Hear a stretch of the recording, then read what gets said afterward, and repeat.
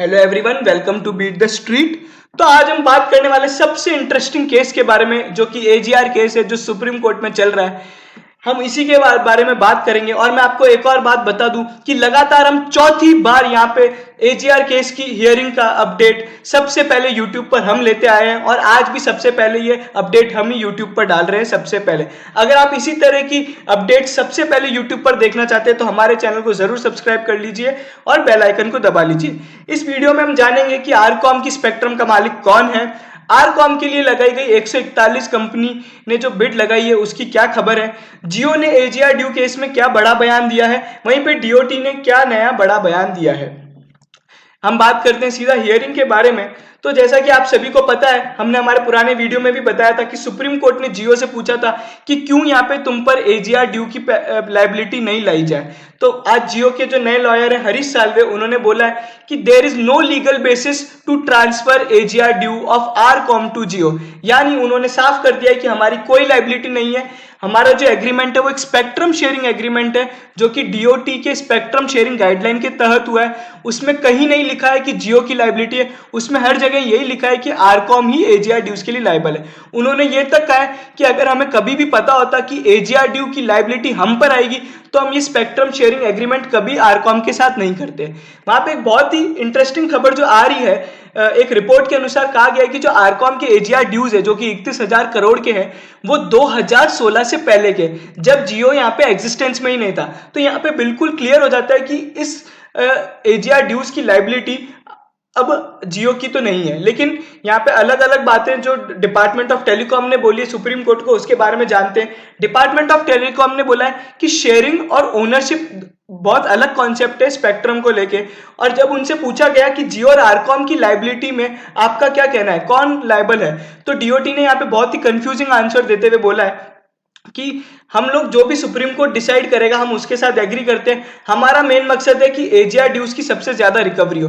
तो यहाँ पे डीओटी ने बोल दिया कि सुप्रीम कोर्ट आप ही बताइए यहाँ पे आरकॉम लाइबल है या फिर जियो।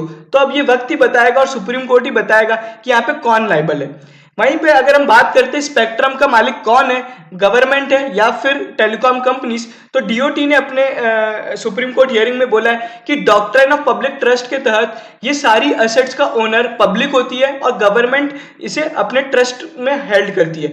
उन्होंने ये भी बोला है कि हमने स्पेक्ट्रम का परमिशन टू यूज दिया है, ना कि ओनरशिप दिया है। लेकिन यहाँ पे एक बिल्कुल डिफरेंट और कॉन्ट्राडिक्टिंग व्यू है मिनिस्ट्री ऑफ कॉर्पोरेट अफेयर्स का, जो उनके लॉयर ने बोला। वहीं पे उन्होंने साफ कर दिया है कि ये स्पेक्ट्रम आईबीसी के तहत या कोई भी टेलीकॉम कंपनी इसे नहीं बेच सकती है, इसका ओनर केवल और केवल गवर्नमेंट ही है। वहीं पे एयरटेल ने, जब उनसे पूछा गया कि आपके एयरसेल और एयरटेल शेयरिंग एग्रीमेंट के बारे में बताइए, तो वहां पे कपिल सिब्बल जी, जो कि उनके लॉयर थे, उन्होंने साफ बोल दिया है कि जो स्पेक्ट्रम शेयरिंग एग्रीमेंट है उसका एजीआर केस से कुछ लेना देना नहीं है। एजीआर केस की लाइबिलिटी या एजीआर ड्यूज की लाइबिलिटी से यहाँ पे कोई लेन देन नहीं है। वो बिल्कुल एक डिफरेंट एग्रीमेंट है, डिफरेंट कॉमर्शियल स्टेट में। वहीं पे आरकॉम ने अपनी जब डिटेल्स बताते हुए कहा कि कौन कौन सी कंपनियों ने बिड किया है, तो उसमें नाम, सबसे बड़ा नाम जो आ रहा था एयरटेल का आया है। एयरटेल के साथ ही 140 और कंपनियों ने बिड किया था आरकॉम के लिए। लेकिन सबसे सक्सेसफुल बिडर जो रहते हैं वो यूवीएआरसीएल रहते हैं और उन्हीं का रिजोल्यूशन प्लान अप्रूव हुआ है। जब इनसे पूछा गया कि स्पेक्ट्रम तुम्हारी एसेट है या गवर्नमेंट की, तो आरकॉम ने बोला स्पेक्ट्रम हमारी एसेट है और हम इसका पूरा लीगल बेसिस अपने नए एफिडेविट में फाइल करेंगे। तो अब ये नेक्स्ट हियरिंग में ही पता चलेगा कि यहाँ पे कौन कौन स्पेक्ट्रम का मालिक है। हम जान लेते हैं कि क्या क्या एक्सपेक्टेशंस हो सकती है नेक्स्ट हियरिंग की। तो सबसे पहले मैं आपको एक बात बिल्कुल क्लियर कर देता हूं कि इसमें फाइनल डिसीजन नहीं आने वाला, जो अगली हियरिंग होने वाली 19 अगस्त को। ये सुप्रीम कोर्ट ने एकदम क्लैरिफाई कर दिया है। जब यहाँ पे हरीश साल्वे जी ने बोला कि उन्हें 2 दिन का टाइम ज्यादा चाहिए, तो सुप्रीम कोर्ट ने बोला कि हमने यहाँ पे 19 अगस्त को फाइनल डिसीजन जजमेंट नहीं देंगे। तो अब हम जान लेते हैं कि क्या क्या, कौन कौन से पर्सपेक्टिव पे यहाँ पे फाइनल डिसीजन आने की संभावना है। जैसा कि आपको सभी को पता है, यहाँ पे गवर्नमेंट ने 20 साल का टाइमलाइन मांगा है एजीआर ड्यूज का स्टैगर्ड पेमेंट के लिए। वहीं पे भारती एयरटेल और वोडाफोन आइडिया ने मांगा है 15 साल का टाइमलाइन। उसके अलावा क्या हो सकती है फाइनल डिसीजन में, तो यहाँ पे एक और जो आएगा कि इंसॉल्वेंट कंपनीज का पेमेंट प्लान कैसा रहेगा और स्पेक्ट्रम सेल का ओनरशिप और उसका सेल का प्रोसीजर क्या होगा।